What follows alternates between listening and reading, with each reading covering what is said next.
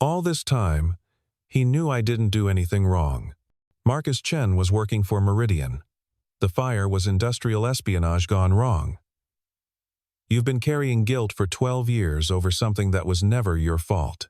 Noah set the letter down and stared at his hands, the scarred hands that still bore faint marks from that terrible night. Do you know what it's like to have everyone believe you're capable of destroying your own life for money? To have your wife look at you like she doesn't recognize the man she married? No, Ilara said honestly.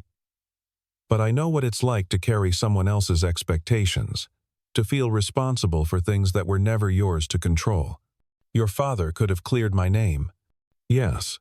He chose not to. Yes.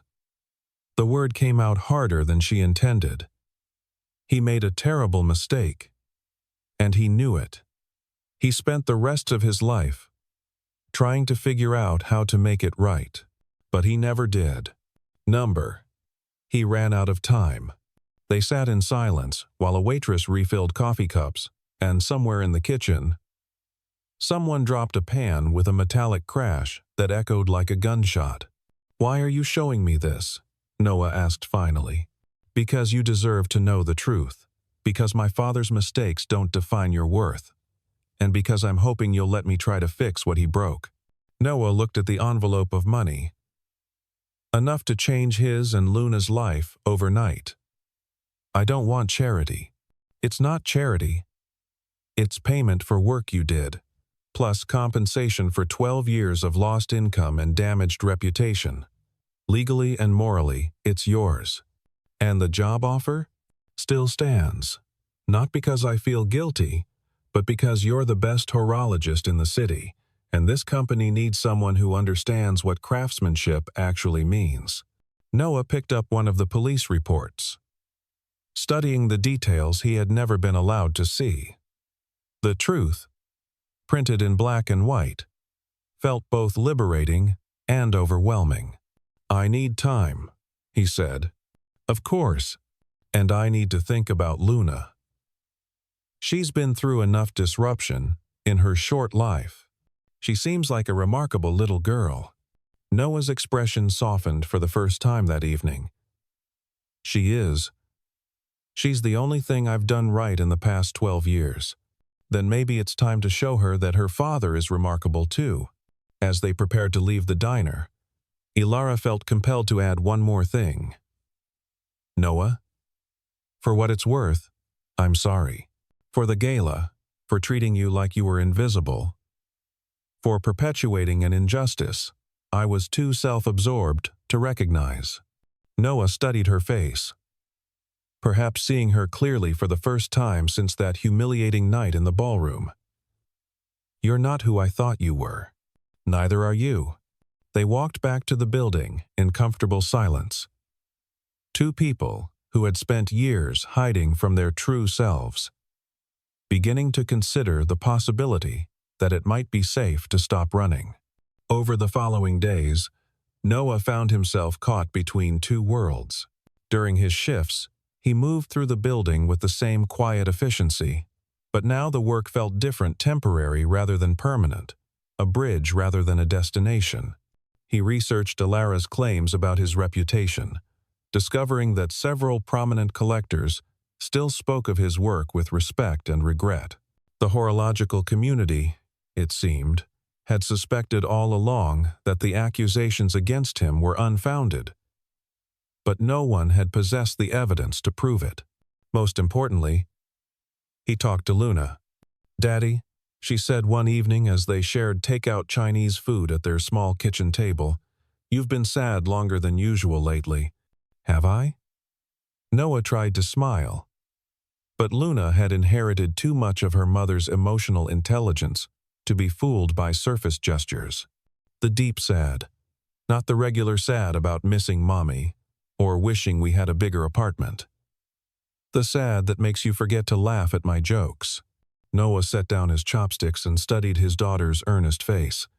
At 8, she already possessed wisdom that had taken him decades to recognize.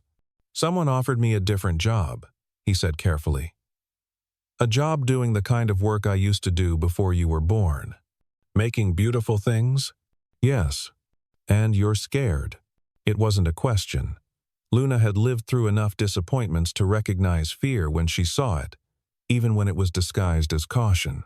A little, Noah admitted. What if you're really good at it again? The question caught him off guard. He had been so focused on the possibility of failure that he hadn't considered the alternative. What if I'm not? Then you'll figure something else out. You always do. Luna reached across the table and patted his hand with the matter-of-fact compassion of someone who had never doubted that love was stronger than circumstances. Besides, I think you should try. Mrs. Rodriguez says that scared feelings and excited feelings are exactly the same, except for what story you tell yourself about them. Noah smiled, a real smile this time. When did you get so wise? I learned from my dad. He's really smart, even when he forgets. That night, after Luna was asleep, Noah sat at their tiny kitchen table and composed a text to Ilara. I'd like to discuss the position. When would be convenient? Her response came within minutes. Tomorrow, 7 p.m. My office. And Noah? Thank you. For the first time in 12 years, Noah Blake fell asleep excited about the future. But even as Noah prepared to reclaim his identity as a craftsman, neither he nor Ilara could have predicted the crisis that would test both the company's stability and their growing trust in each other. It started with a power surge during a thunderstorm that knocked out the climate control system in the Heritage Vault, where Whitmore timepieces stored their most valuable vintage pieces and one-of-a-kind commissions. By the time the backup generators kicked in, the temperature had spiked 15 degrees and humidity levels had soared. The damage was immediate and potentially catastrophic. Dozens of antique movements had expanded beyond their tolerances, gears seizing, springs snapping, delicate components warping in ways that could take months or years to properly repair. Among the damaged pieces was the centerpiece of the collection, a one-of-a-kind astronomical clock commissioned by a Russian oligarch and valued at $3.7 million. Ilara stood in the vault at 6 a.m., surrounded by her senior staff and 2 consulting experts from Switzerland. The Swiss horologists examined the damaged pieces with grave expressions, shaking their heads and speaking in rapid German about replacement parts and extended timelines. How long? Ilara asked finally. 6 months minimum for the astronomical piece, said the lead consultant. Perhaps longer if we cannot source the specialty components. Some of these movements are entirely custom. The original craftsman who built them would need to recreate the damaged parts by hand. The original craftsman died in 1993. Then we have a problem. The insurance implications alone were staggering, but the real disaster was reputational. The astronomical clock was scheduled to be the centerpiece of an exhibition at the Metropolitan Museum of Art, opening in 3 weeks. Collectors and journalists from around the world had planned to attend. Canceling would signal weakness and incompetence in an industry where reputation was everything. Ilara dismissed the consultants and stood alone in the vault, surrounded by millions of dollars worth of damaged artistry. Each piece represented not just monetary value but centuries of human creativity and skill, her great-grandfather's original workshop designs, her grandfather's innovations in perpetual calendars, her father's pioneering work in minute repeaters, all of it potentially ruined because of a power surge and her failure to anticipate every possible contingency. She was still standing there when Noah arrived for his evening shift, pushing his cart of cleaning supplies down the hallway. He paused when he saw the vault door open and the lights on, recognizing immediately that something was wrong. Miss Whitmore, is everything all right? Ilara turned, and Noah was shocked to see tears on her face. In all his months of observing her from a distance, he had never seen her display any emotion stronger than mild irritation. Climate control failure, she said, gesturing helplessly at the damaged timepieces. 43 pieces affected, including the Volkov astronomical clock. The Swiss experts say it could take 6 months to repair. if it can be repaired at all. Noah set down his supplies and stepped into the vault. His eyes immediately drawn to the astronomical clock. It was a masterpiece of mechanical engineering. A table-sized mechanism that tracked lunar phases, planetary movements, and seasonal changes through an intricate dance of gears and rotating displays. Even damaged, it was breathtaking. "May I?" he asked, moving toward the clock. Ilara nodded, too exhausted to question why her janitor was asking to examine a multi-million-dollar timepiece. Noah's hands hovered over the mechanism, not touching but studying the damage with the focused intensity of a surgeon examining an injury. His eyes traced the gear trains, identified the seized components, cataloged the warped elements that would need replacement. "The main spring barrel is intact," he murmured, more to himself than to Ilara. "Temperature expansion seized the planetary gear train here and here. The lunar phase indicator is binding against the calendar wheel." He paused, leaning closer. "But the core movement is sound. The damage is primarily in the display mechanisms. You can see all that just by looking? I built something similar once. Not as complex, but the same principles." Noah straightened, his expression shifting from analysis to possibility. "This isn't irreparable. Difficult, yes, but not impossible. The Swiss experts are thinking like factory technicians. They want to replace entire assemblies because that's safer and more predictable. But this clock wasn't built in a factory. It was built by an artist who understood that every component serves multiple functions." Ilara stared at him. "Are you saying you could fix it?" "I'm saying I could try. But I'd need access to a proper workshop, precision tools, and time to fabricate replacement parts by hand. And there's no guarantee." "How long?" 2 weeks. Maybe 3. The exhibition opens in 3 weeks. Then we'd better get started." What followed was the most intense 3 weeks of both their lives. Ilara cleared out an unused conference room and had it converted into a temporary workshop, complete with precision lathes, microscopes, and every tool Noah requested. She canceled her other appointments and spent her days watching him work, learning the intricacies of mechanical timekeeping from someone who spoke the language fluently. Noah's hands, scarred but steady, coaxed life back into mechanisms that others had declared beyond salvation. He fabricated gears so small they could fit on a pinhead, adjusted tensions measured in fractions of millimeters, restored the poetry of mechanical motion to timepieces that had been silenced by heat and humidity. Luna spent her afternoons in the workshop, doing homework at a small table while her father worked. She asked intelligent questions about gear ratios and spring tensions, surprising Ilara with her quick understanding of complex concepts. "Daddy's always been good at fixing broken things," Luna explained one day, when Ilara commented on Noah's seemingly impossible progress. "He fixed my music box when I was little, and Mrs. Rodriguez's kitchen clock, and Mr. Peterson's old watch that his grandfather gave him. He never told me he was still doing repair work. He doesn't like to talk about it. He says it makes him remember too much. But he can't help himself when something beautiful is broken." As the days passed, Ilara found herself looking forward to her time in the workshop.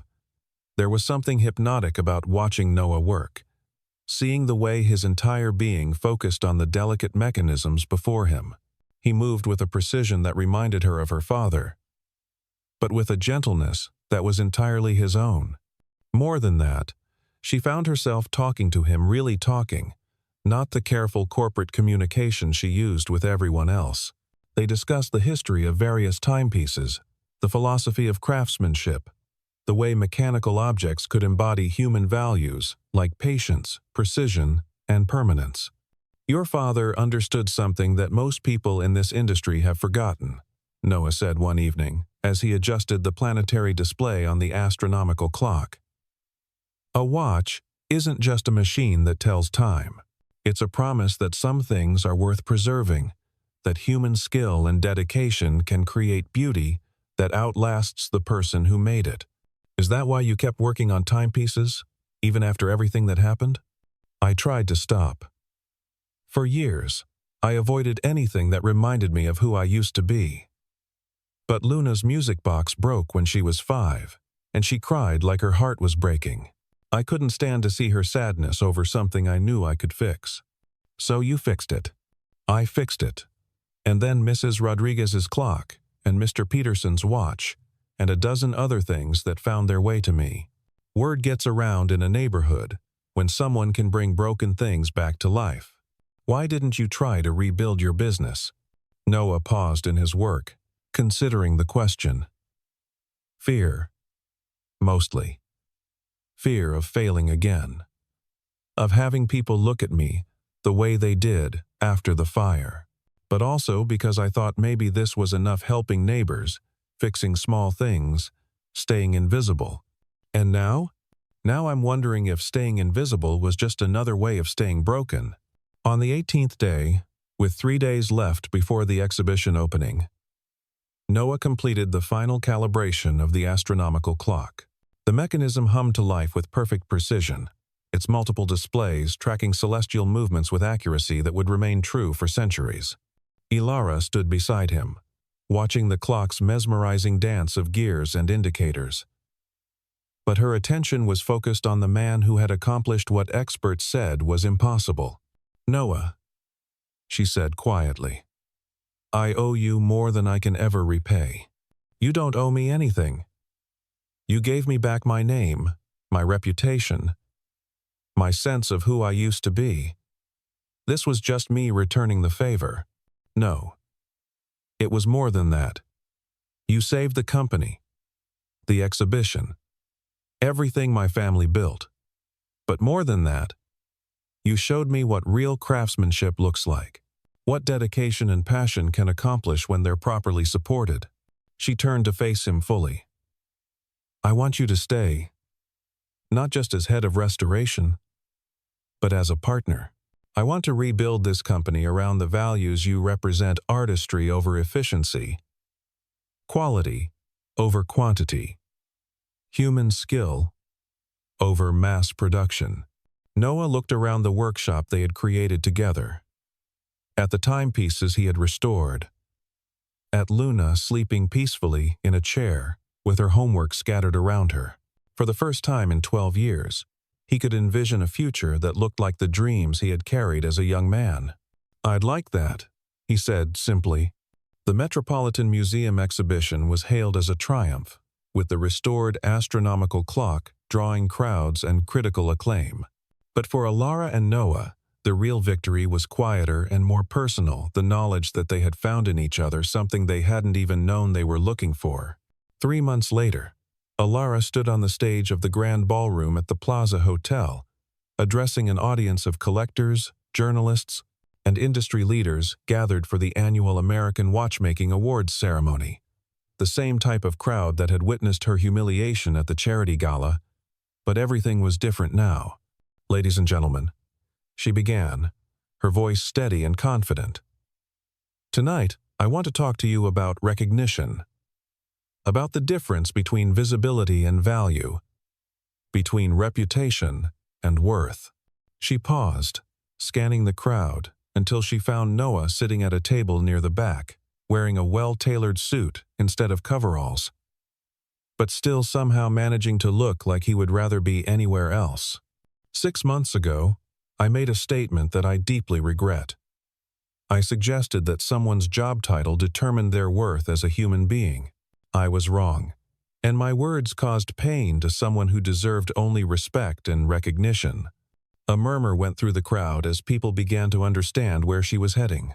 Tonight, I want to introduce you to Noah Blake, our new Director of Heritage Restoration. Some of you may remember Noah from his earlier work in the industry. Some of you may have heard the false accusations that drove him from the profession he loved. All of you should know that Noah Blake is the finest horologist of his generation, a man who can coax life from mechanisms others consider beyond repair. She gestured toward Noah, who reluctantly stood as applause filled the room. But more than his technical skill, Noah Blake represents something this industry needs desperately: the understanding that our work is about more than profit margins and production quotas. It's about preserving human artistry, about creating objects that will outlast our own brief time on this earth, about the miracle of mechanical precision in an increasingly digital world. The applause grew stronger, and Noah felt something he hadn't experienced in over a decade. The respect of his peers, freely given and genuinely meant. "Noah, would you join me up here?" He shook his head slightly. But Luna, who was sitting beside him in her best dress with her hair carefully braided, leaned over and whispered something that made him smile. He stood and walked to the stage, his steps growing more confident as he approached.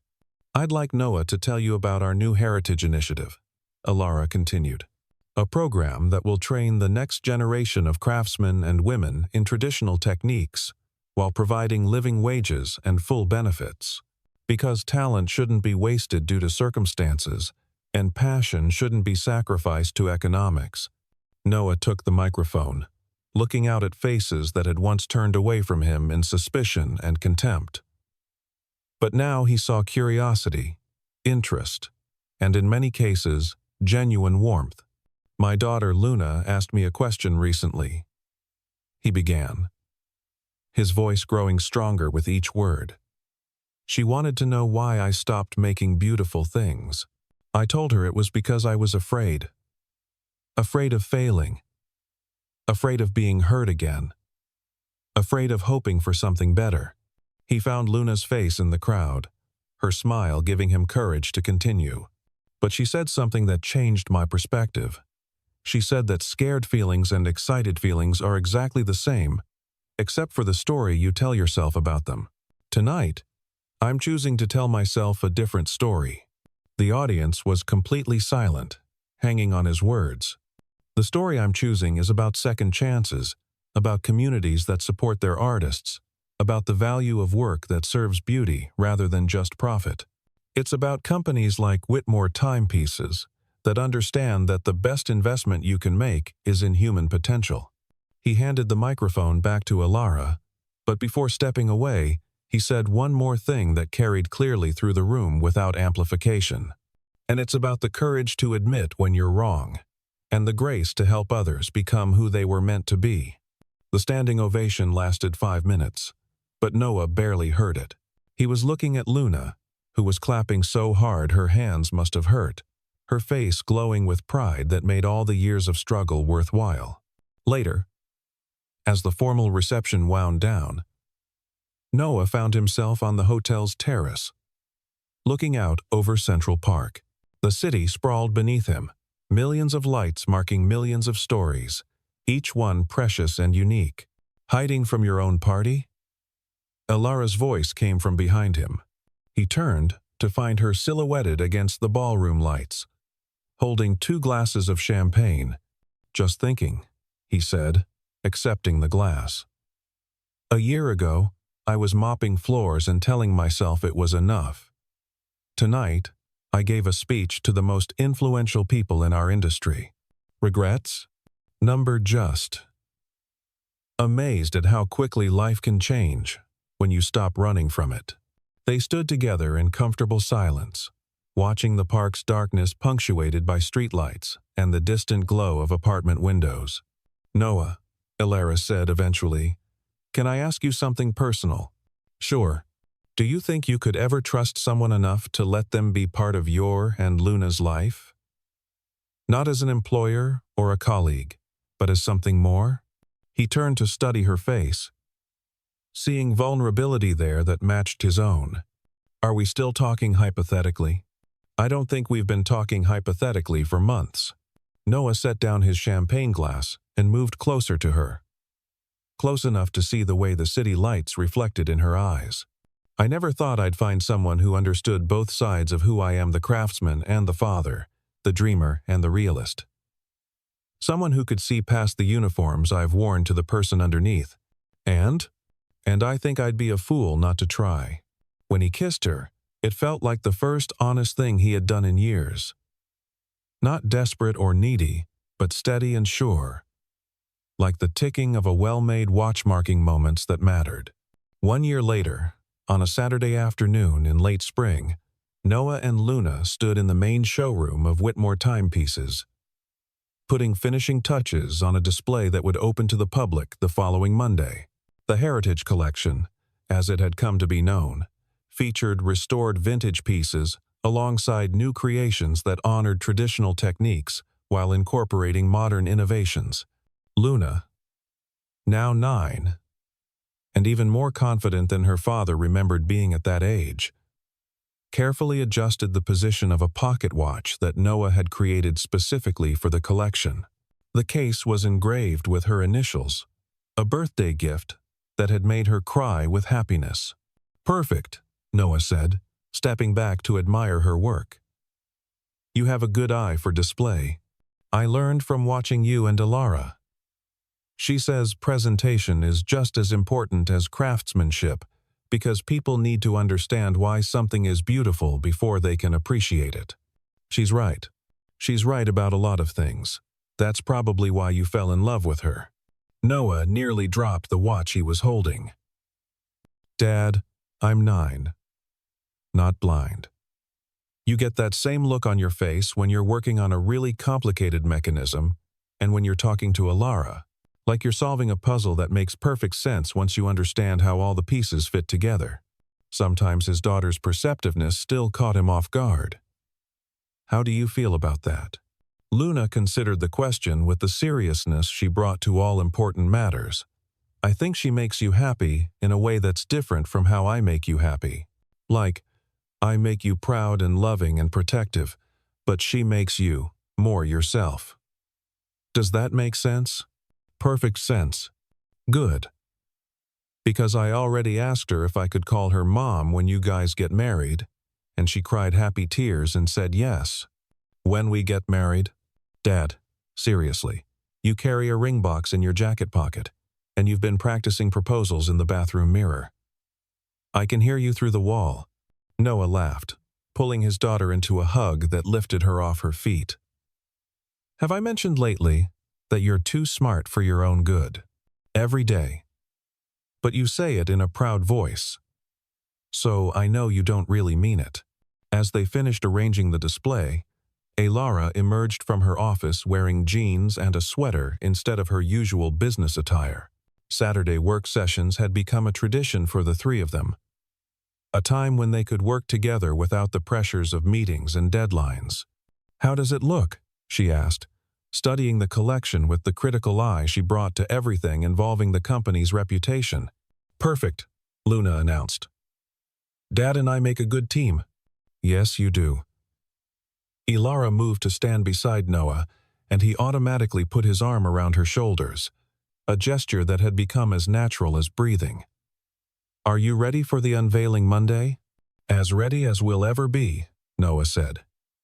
"Though I still can't quite believe that my name will be on the placard next to yours." "Believe it." Master Horologist Noah Blake, Director of Heritage Restoration, Whitmore Timepieces. "It has a nice ring to it." "Speaking of rings," Luna said with the subtle delivery of someone who had clearly inherited her father's sense of timing, "I'm going to go get a soda from the break room and take a very long time doing it."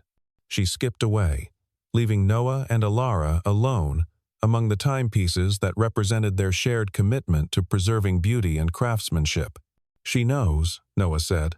"Of course she knows. She's your daughter. And I love her almost as much as I love you." Which is saying something.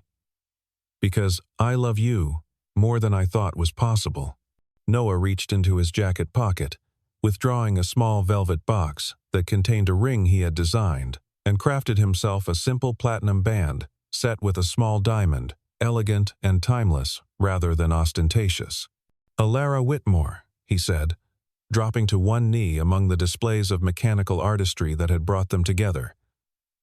"Would you do me the honor of becoming my wife? And, more importantly, would you like to help Luna and me build a family that's as carefully crafted and precisely calibrated as the finest timepiece?" Alara's answer came through tears of joy that she didn't bother to hide. "Yes, To all of it. Yes. As Noah slipped the ring onto her finger, Luna's voice carried from the break room. It's about time. And somewhere in the building, surrounded by the gentle ticking of hundreds of timepieces, each marking moments that would become memories, three people who had found each other against all odds, began planning a future that would honor the past, while embracing the possibility that the best was yet to come. The wedding was small and perfect, held in the showroom of Whitmore Timepieces on a Sunday afternoon, when the light streaming through the windows made everything look golden. Luna served as maid of honor, wearing a dress the color of spring leaves and carrying a bouquet of white roses. She had insisted on writing her own speech, which made every adult in attendance cry, and reminded everyone present that sometimes the most profound wisdom comes from the youngest hearts.